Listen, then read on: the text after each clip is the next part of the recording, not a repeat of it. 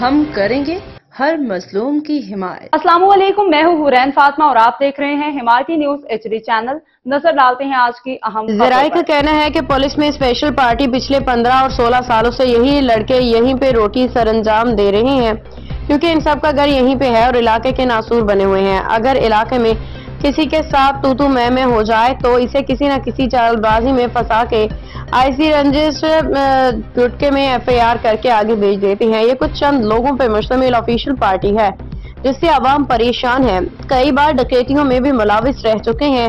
ہم SSP Malir doctor Abdul Khaliq Pirzada سے appeal کرتے ہیں کہ ان کا کہیں دور ٹرانسفر کیا جائے، کہیں کچے کے علاقے میں ان کو بھیجا جائے، وہاں پہ اشد ضرورت بھی ہے۔ تھانہ سکھن، تھانہ شاہ لطیف، تھانہ بن قاسم، تھانہ اسٹیل ٹاؤن خاص کر کے اسپیشل پارٹی پچھلے 15 سالوں سے یہی لڑکے کائنات ہیں، اور پولیس ڈپارٹمنٹ میں SHO 2-3 مہینے میں، 6 مہینے میں، حد سے 10 مہینے میں ٹرانسفر ہو جاتے ہیں، لیکن پولیس کے سپاہی کھانے کے منہ میں نہیں دیکھتے۔ کراچی حمایتی نیوز تھانہ سکھن پولیس کے اہلکاروں پہ الزام ہے کہ انہوں نے دوستی نبھاتے ہوئے تھانہ شاہ لطیف کی حدود سے ایک بے گناہ شہری کو رات 3 بجے اٹھا کے لے گئے۔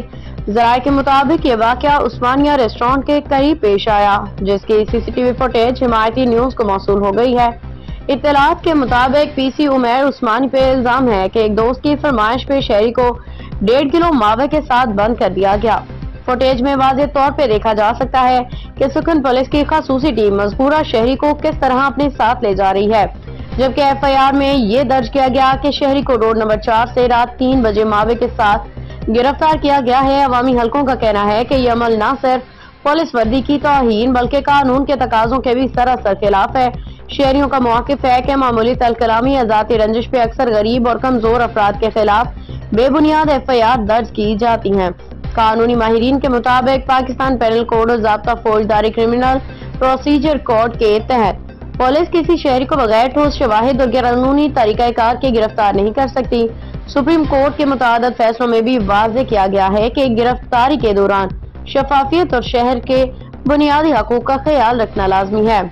روزنامہ حمایتی نیوز کے ذریعے ہم جناب ڈاکٹر عبدالخالق SSP ملیر سے مطالبہ کرتے ہیں کہ واقعے کا فوری نوٹس لیتے ہوئے ملوث اہلکاروں کے خلاف قانونی کارروائی عمل میں لائی جائے تاکہ عوام کا پولیس پہ اعتماد بحال ہو سکے۔